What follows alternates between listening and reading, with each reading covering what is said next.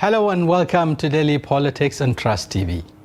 On this program, we discuss issues around politics, policy, and governance.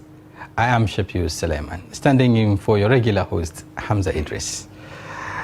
Today, we have a special focus, away from politics and other, day-to-day activities that we are known for. Today, we have a special guest in the sense that we have a renowned Islamic, international Islamic preacher talking about Dr. Zakir Naik. He joins us in the studio to discuss Islam in the challenging times. And he's been in Nigeria for some time now, so a couple of days, moving from one place to the other. I think about, he's scheduled to deliver lectures across Sokoto, Abuja, Ilorin, and he's been interfacing with the Muslim Ummah for quite some time since he arrived. So we'll be engaging him on this topical issue, Islam in the challenging times. Thank you very much, Doctor, for joining us in the studio. It's good to have you in the studio. It's my pleasure. Right. It's a pleasure to be in Nigeria. Great. Okay, let's go straight to our conversation. But let me start by getting your initial reaction. When you came to Nigeria, what was your feel? Around Nigeria, the most populous black nation, the largest economy in Africa. What was your initial reaction? The first time that I came to Nigeria was about 10 years back. That was in 2013. And it was my desire to give a talk in the African country. I've been to South Africa many times, but South Africa is different than the other African countries because it was ruled by the white apartheid government earlier. So I've been to South Africa many times because I was inspired by Sheikh Ahmed Didat. But in terms of an African country to give a lecture, it was about 10 years back that I came first time to Nigeria in 2013. And I was quite shocked that so many people know me, and I wasn't aware. And then I realized that the Peace TV is popular here when I came in 2013. And now coming after 10 years, I think it's more popular. So alhamdulillah, I never expected such a large audience to be there. And I remember last time when I came, the audience was very large. And it was a good thing to be in Nigeria, mashallah. That I know that Nigeria is one of the Muslim majority countries in the world. Out of the 57 countries that are there, Nigeria is one of them. And alhamdulillah, in terms of population, the population of Nigeria is 234 million now. Approximately. No, I checked Worldometer 5 days back, 223.8 million. It even gave the end, but keeps on changing every second. Yes. If you go to Worldometer, they give the exact. And the census is, once in 10 years, once in 5 years, depending upon the country. But according to Worldometer, it was 223.8 million a few years back, a few days back, sorry. Okay. Alhamdulillah, so, and in the world population, I think, Nigeria is the 5th or 6th largest country in the world. Now, number 1 is India, where I come from. Then is China. Then is USA. Then is Indonesia. And then is Nigeria. So Nigeria is the 5th largest populated country in the world. That's right. Okay. Since your arrival, I understand you've been delivering, series of lectures that have to do with Islam and the Ummah. What was striking, to you? I mean, so far, in terms of the delivery and in terms of the engagement with the Ummah, what was outstanding? Yes, I gave a talk. My first talk was in Sokoto. Then I gave a talk in Ilorin, and my son also gave a talk. Right. And then I gave in Abuja. So basically I had 3 talks. And alhamdulillah, the topic of my first talk was Al-Quran, the global necessity. The importance of the Quran, and not only the Quran should be for the Muslims or the Arabs, it's a book revealed for the whole of humanity. That's right. And why is Al-Quran a global necessity? I gave various reasons. I don't intend giving a talk now. That's right. It was a talk for more than an hour. And my second talk was concept of God in major world religions. That was in Ilorin. Okay. And that again was a talk for more than 1 hour, 1 hour 10 minutes. And I said there that we should not try and understand the concept of God in a religion by observing the followers, because many a time the followers may not be aware of what is the true concept of God. So the best way to understand the concept of God is try to understand what does the scripture of the religion have to speak about God. So if everyone goes back to the scripture, then the humanity will be united. Unfortunately, the scripture which is the authentic scripture of that religion, all of them speak about one God. The oneness of God. Oneness of God, talking about Tawheed. But maybe the priest or the religious people, for their own benefit, they change the scripture and the masses aren't aware of it.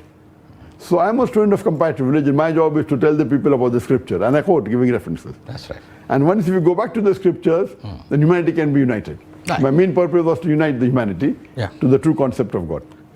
Okay, talking about unity of the humanity, which is very fundamental. Today we're living in a fragmented world, a world full of hatred, full of, killings, crises, and what have you, confrontations around religious identities, around ethnic identities, and so on. Why is this happening to us?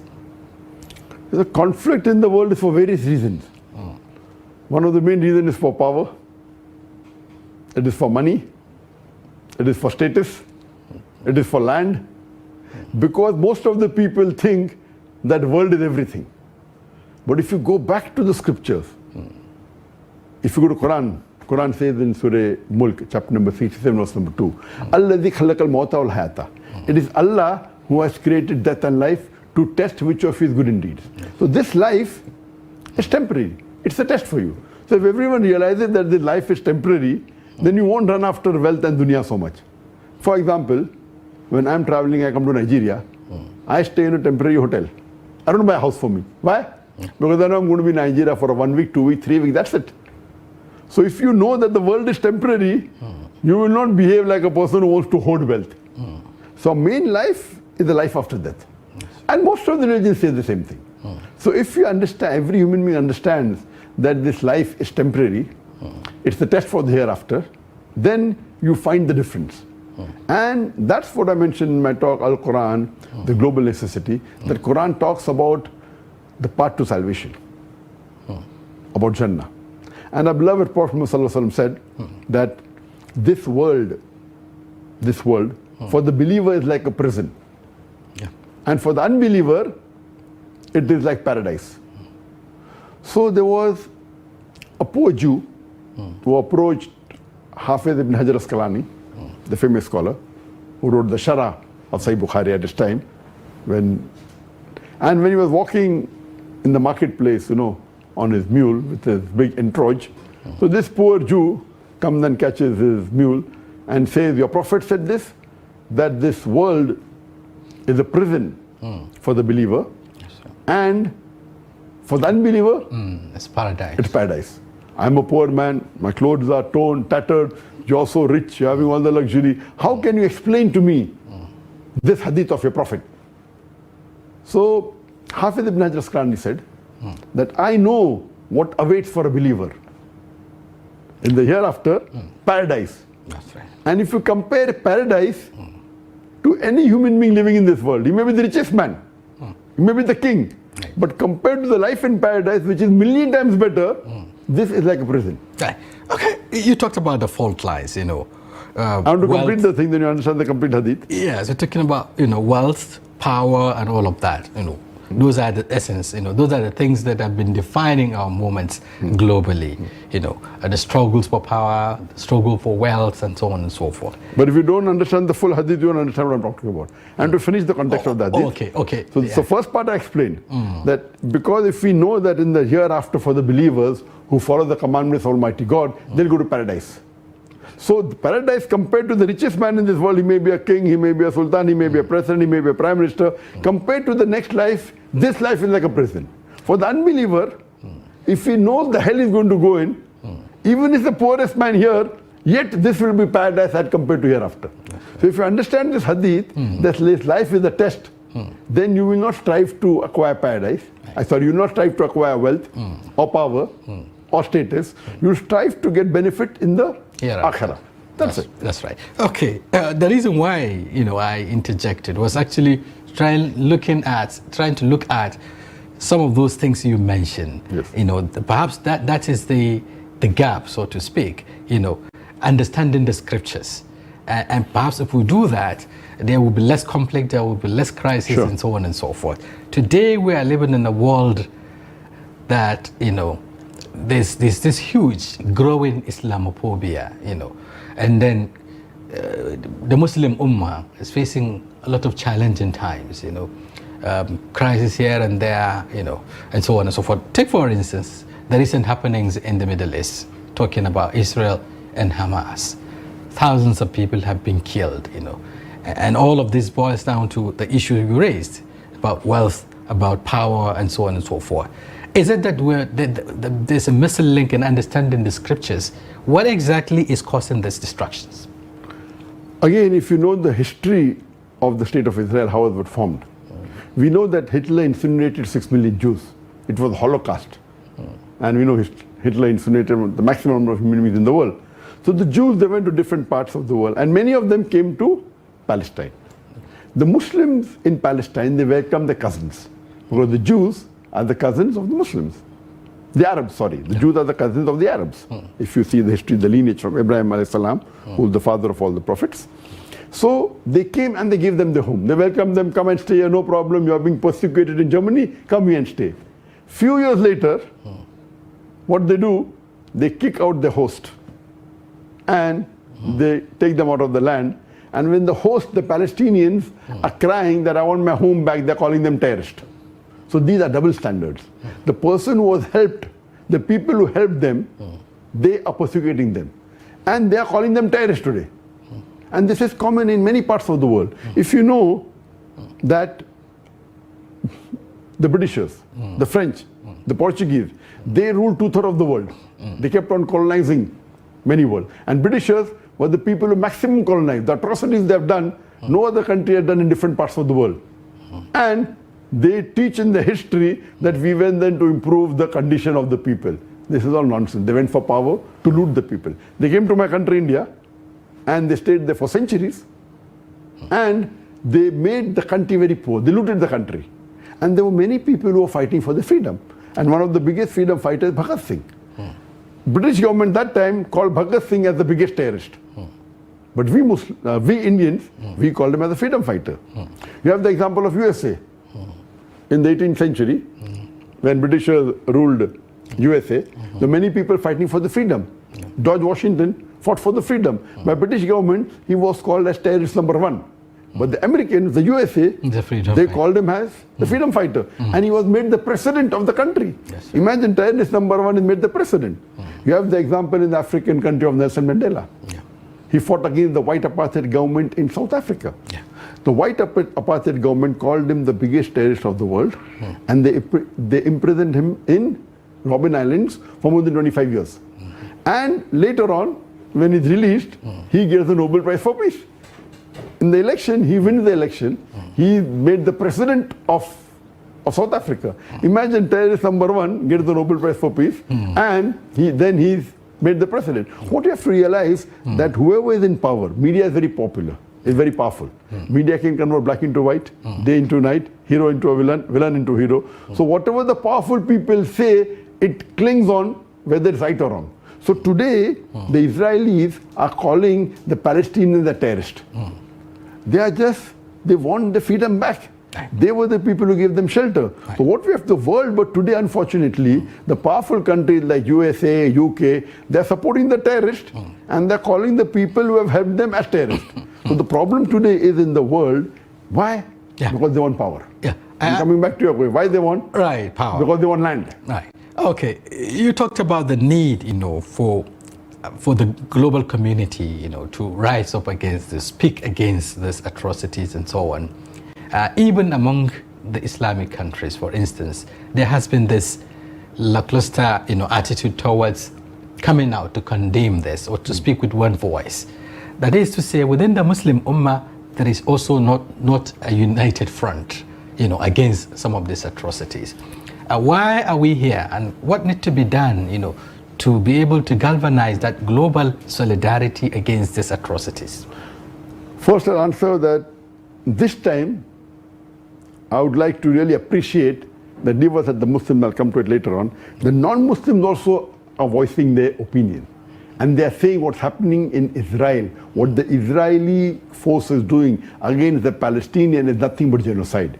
You have mass protests, not only in the Muslim countries, in non-Muslim countries, in USA, in UK, the countries which are supporting Israel, but the people are against the government. What they're doing is wrong. That's one thing good. As far as the Muslims are concerned, I gave a talk on 13-point action plan for the Muslim Ummah as far as Palestine is concerned. 13 points. What are high points? I gave the first 7 points can be done by each and every Muslim. The next 6 points can be done by certain people. Number one, I'll just say in brief. The talk is a very long one. I'll say in a few minutes. That's right. Number one is that every Muslim at least should do dua. The least they can do is do dua. That let Allah subhanahu wa ta'ala give sabr to the Palestinians. Let them istiqamah. Let the martyrs, inshallah, go to Jannah. They go to Jannah. So, first pray for them. Minimum you can do is pray for them. Because we Muslims are like one body. If one of them is hurt, if one part is hurt, the full body is in pain. And we have to be like a brick wall together. Unfortunately, Muslims are. Number one, we have to do dua. Number two, we have to talk about the atrocities the Israelis are doing on the Palestinians. Whether on your Facebook, whether on your social media, whether on whatever way you can, you should. And everyone today in the world, it's a global village. You have an account. You may have 1,000 followers, 10,000 followers, 100,000, whatever it is, you have to do your job. So number two is spread this message. The atrocity is done by Israel on the Palestinians, how they are killing innocent people. They are targeting. Imagine it is against international war crime. International rules say in a war also you cannot target civilians. You cannot kill children. Same thing what Islam says in the Quran. What they are doing, they are targeting hospitals. And then they're putting a fake news that it was the Hamas missile which misfired. All lies. And the Hamas missiles are homemade, small thing, nothing compared to the Israeli which can destroy the full building. The Hamas is homemade, all weapons. This is the best. So, and then when they are saying go to see to Al Jazeera, they are all getting fabricated news. Then they say that Hamas killed 40 babies. All wrong. They are just, so we Muslims should let us spread this. This is number two. I've got 13 points. Right. Number three is that see to it that we can make this popular amongst the people that we know, the VIPs we know. We should tell them personally, whoever you feel in your list is this, to see what they can do for the cause of Palestine. Number four, you should make it on billboards or on your colleges, on your universities, this information. Number five, you should take a protest.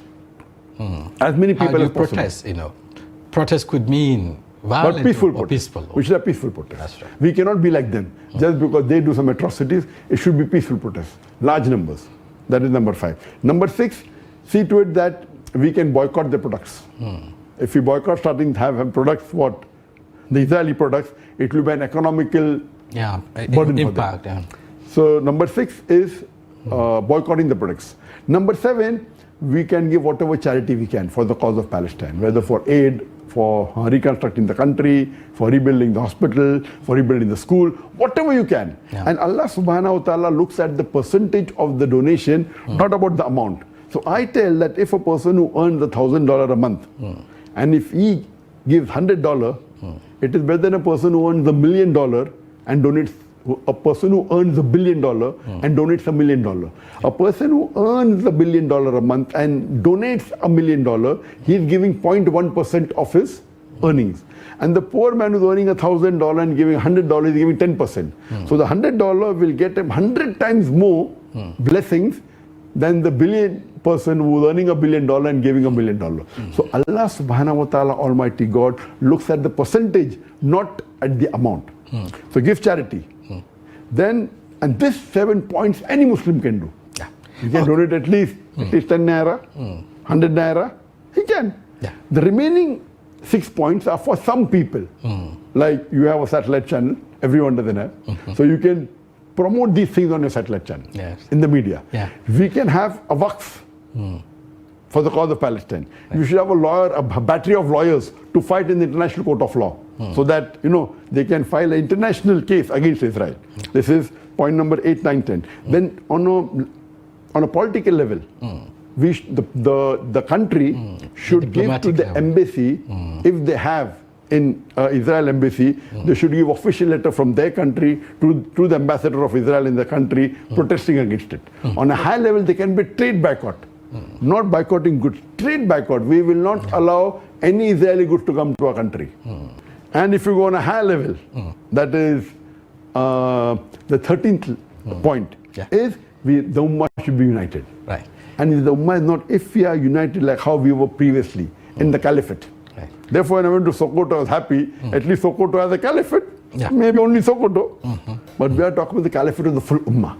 So if we have a Caliphate, like a Khalifa like before, then we'll be united. And they will not be able to play around with us.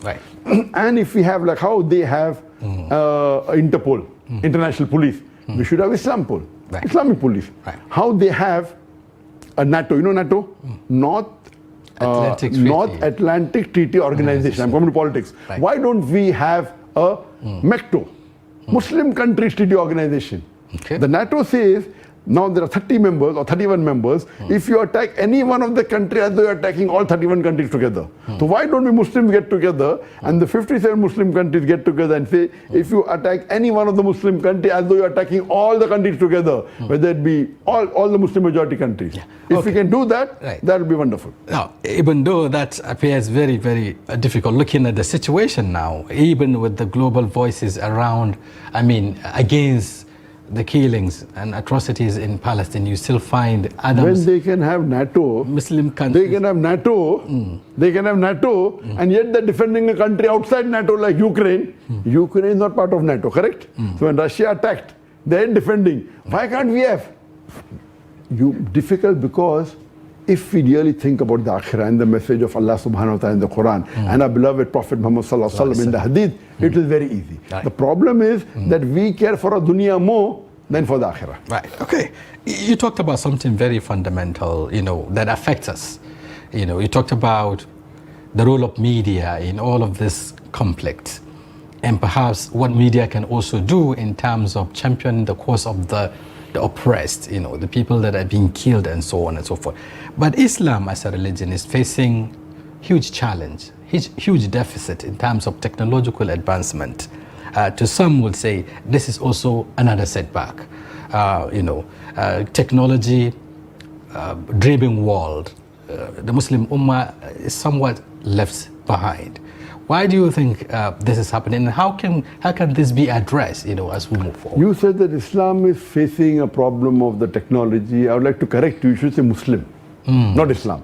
Islam is on top. The problem is Muslim Ummah. They cannot harm Islam. Islam cannot be harmed. Muslims can, not Islam. The Muslim Ummah. The problem with the Muslim Ummah again, previously, if you see from the 8th to the 10th century, the Europeans called it the Dark Ages. If you read history of science, in the scientific world, 8th to the 10th century, the Europeans called it the Dark Ages. That's right.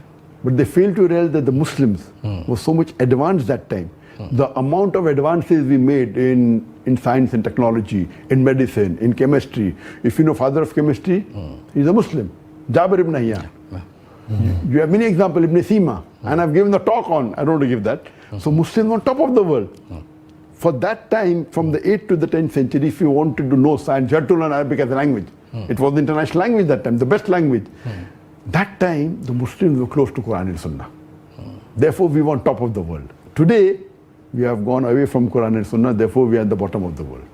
Not that Muslims aren't powerful in media. Where I come from, Bombay, Bollywood, produces the maximum number of movies in the world. That's right. More than Hollywood also. Do you know 1/3 of Bollywood is controlled by the Muslims? The producers are Muslims, the best actor, Muslims, Shah Rukh Khan, Salman Khan, Amir Khan, all the Muslims. They may not be practicing, but they control. High quality. You go to the Arab world, all top channels, what you don't get English movies being released in America, you get in the Middle East channels. So those channels are spending money, they're on top of the world. But when it comes to Islamic channels, we are miskin. Miskin means very poor. We are hardly on 1 or 2 satellites. Yeah. We on 2 MB. We launched You Peace championed TV. the Peace TV. We That's launched exactly Peace why I TV. asked you that question. We launched Peace TV in 2006. Yes. Normally the satellite channel, what is the MB? What is the bandwidth? If I ask what is the bandwidth of this channel? How many MB? 2, 3. Our bandwidth, one satellite is 10 MB.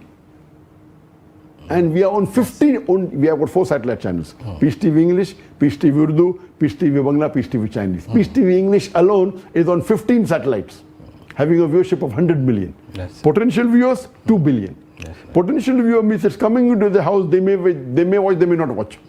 May watch, may not watch. Actual viewers is 100 million. Peace TV Urdu was launched in 2009, English 2006. Now it is about 17 years old, Peace TV English. Right. Or yes, 17 years.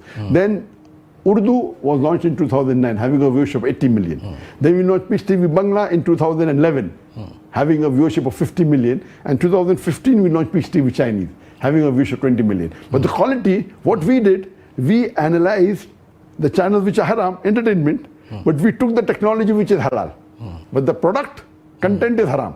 So we take the technology which is halal and we use it for that, and that's the reason the viewership increased. But ours is not a news channel. Yeah. Every different, there are different genres. That's right. So we don't talk about politics. Ours is more of a edutainment channel. Edutainment channel we call it. Islamic edutainment channel. It's not, it doesn't have news like your channel, but the quality of us, we were the first people in the world. Right. When we launched our Peace TV, 2005, we used the best broadcast cameras. Right. Digibeta. That's right. Then we upgraded to it. Now, in 2015, we said no, we will not use the best camera for broadcast. We will use best camera in the world. So we started shooting on 4K and 8K, which are film cameras. We were the first channel in the world, no entertainment channel. Why? Right. We had a reason that our shuyukh, when our scholars come and give a talk, and when they die, this product will be invaluable. Right. So we shot on 4K and 8K, the best of technology. So how can you say the full Muslim Ummah? Yes, I do agree with you. Right. Majority. Yeah. Majority are far away. Yeah. Okay. That's exactly where I'm far coming. away. You know, looking at partnership, forging partnership, you know, with other like minds, you know, other partners around the world beyond the immediate environment. Talking about India and you know, neighboring countries. Perhaps coming down to Africa, where there's this deficit in terms of technology and technological know-how, especially within the media industry. How much of partnerships? Of course, last time when I came in 2013, I bought my own cameras. I flew about 40 people from India. They came with me and they shot. 10 years back. Here, because now the Indian government is against me, I did hijrah from India to Malaysia, and they have taken custody of all my cameras. I hired from here. And do you know, the one I bought 10 years back is multiple times better than the cameras I had from you. That camera didn't have, then I went to FX9, they don't have. So then I bought my cameras from Malaysia, 3 cameras, and the balance I bought from Lagos. Technology is way behind, 10 years back. What I owned is not available anywhere in the country today, in the whole of Nigeria. What I'm telling, you can buy it, but people don't, they think if I buy the expensive camera, there's no business. They fail to realize you do business with Allah. If you shoot the high quality, what we do, we shoot in 4K and 8K and then downgrade it to HD, we telecast in HD. Because 4K telecast is not that popular yet. So we shoot on the 4K and 8K with the best of cameras and we downgrade it. There is no channel in the world. So on the Sony website it came, the first TV channel which has 14 4K and 8K cameras is Peace TV. It came on the website in 2015. Okay, I do hope all of this, you know, you leverage all this to forge partnership with stations like Trust TV, for instance, and many others who are, you know, are also coming up. Because, you know, we are talking about global audience now. Okay, let's come back to I mean, your stay in Nigeria and perhaps the essence of your coming, you know, delivering lectures, you know, to the Muslim Ummah. What do you see? Because there are similarities between Nigeria and India, for instance. You talk about the largest Muslim community in Africa, and then we have India which also has, a huge population. The diversities are also there. Double than that of Nigeria. That's it. In terms of Muslims. So how do you see, what experience do you think Nigeria can gain? As far as this lecture is concerned, this visit to Nigeria is concerned, I was invited by the Sultan of Sokoto. Okay. So I'm his guest. He called me as the chief guest, as the main speaker for the 10th Sheikh Usman bin Fodio week. 1445 Hijri, that is 2023. Yeah. So that was my main purpose. I came, I gave a talk, and then I extended it to Illinois, and now I'm in Abuja. As far as what do I see between India and Nigeria, India practically is a country, though Muslims are minority in India, it is a country which has the largest number of Muslims. It may be close to 300 million. Yeah. But the government claims 205 million.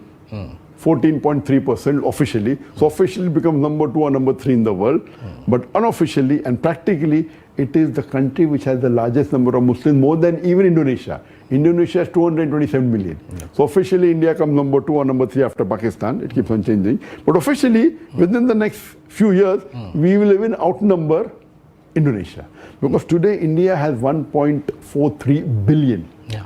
That's 1.43, close to 1.43 billion population, largest in the world. It overtook China just a few months back. But in terms of Muslim, officially it's number 2 or number 3, unofficial number 1. Compared to Nigeria, I know there is always a difference. So what are the population? So Christians say we are 50%, and Muslims say Christians say we are 50-50. You ask the Muslims say we are 60 and they are 40. If you go on the net, if you go to, they will say Muslims are 50%, 45% are Christian, and 5% are other religion. But I would say, being in the situation, the Muslim may be close to 60%. And we see in the election that this time we found that the president is a Muslim, the vice president is a Muslim. So based on that, I would say 55 to 60% would be Muslim, and 40% may be. But there are different statistics on that. I always go to the statistics, but there's no concrete per se. And the population, you'll find out the census is old. Therefore, I give you the worldometer. The population is 200 and some 8 million, 9 million, depending upon which year it is. So I give you the statistics, the worldometer, which changes every second or every minute. Right. Okay, I'm talking about similar? You're talking about the similarities in terms of population, but I'm talking about what Nigerian Muslims or the Muslim Ummah in Nigeria can tap, in terms of experience, or what you think that is missing here, among the Muslim Ummah. You've interfaced with the Muslim community. I feel the Muslim Ummah is more united in Nigeria than India. Okay. At least you have one common religious head, like Sultan of Sokoto. He is the head of more than 100 million Muslims in Nigeria. More than 100 million is safe. Technically will be 131 million, but I don't want anyone to object. So even if the Christians are 50%, so to say more than 100 million is safe. Right. So he is the head of the Muslims, of more than 100 million Muslims in Nigeria. We don't have such head in India. So India should learn from Nigeria. Okay. At least you have a caliphate. Okay, only in Sokoto, at least you have. So there is some resemblance to Islam, what Islam says, which is not there in India. In India, Muslims are divided. So India should learn from Nigeria as far as being united under one Muslim leadership. Divided in terms of denominations or in terms of sects? No, I'm talking about in terms of religion. Here in Nigeria, they may be divided for different reasons, but in religion at least they're united. They have one common head. Right. If not all, majority believe in it. You understand, no? So at least they're united in one way. They may be divided in other ways. They may be divided in politics. They may be divided in business. That's different. Right. Correct? I'm talking about religion. That's first. At least they're united. At least they respect that one person is the religious leader. If not all, majority do that. And I've seen that. So this is not there in India. Okay. In India, in religion, they are divided. So there's no one leader even of a small percentage of the Muslim. Leave aside the whole of the Muslim Ummah. If the Muslim Ummah would have been divided in Nigeria, today Muslims are being persecuted by the new government. India today, after Modi came to power, Narendra Modi came to power, he is trying to polarize the Indians so that he comes to power. And he did that. He killed thousands of Muslims in Gujarat and became the chief minister. Then he became the prime minister. So if the Muslims are united, this will not happen. Right. Okay. Before I let you go, because we have to take a break and perhaps bring in your son, Sure. To also give us his perspective as a youth, on this topic. But then before I let you go, what are you taking away from Nigeria in terms of your visits? What exactly you would remember, when you leave Nigeria? As I said, that what I would remember that Nigeria, at least what I said earlier, the best message for me to take, that there are very few places in the world today, which at least has this concept of caliphate. When I went to Sokoto, it is a caliphate. Right.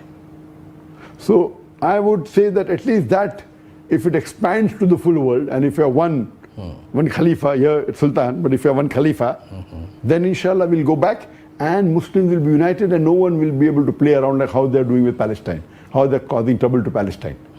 If we are one united, and then if we have, as I told you, like if you have instead of the Interpol, the Islampol, and they can have NATO, why can't we have the MECTO, Muslim Countries Treaty Organization? I know the problem is that I'm not telling that let all have a one common political leader. No, I'm not saying that.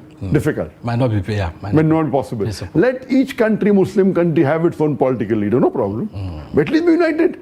When NATO, when the non-Muslims, when the kafir, they can have 30, 31 countries each having its leader. Why can't we do that? We should unite together under one umbrella, that at least as far as anyone touches or harms any Muslim, they'll think million times before touching any Muslim country. Right. Okay, from that global unity point of view, we have to take a break. In case you're just joining us, the program is Daily Politics. And we've been interfacing with a renowned Islamic preacher, a globally acknowledged, Islamic preacher, talking about Dr. Zakir Naik, an Indian-born Islamic scholar who is in Nigeria for a number of reasons, delivering lectures across states on various topics that have to do with Islam and the Muslim Ummah. Thank you very much for joining us on the platform. It's my pleasure. We appreciate your coming. Okay, we'll take a break, and when we return, we'll bring Zakir Naik, his son, to also give us his perspective on the place of youth in the contemporary Muslim Ummah. Thank you very much once again. Stay with us. We'll be back shortly.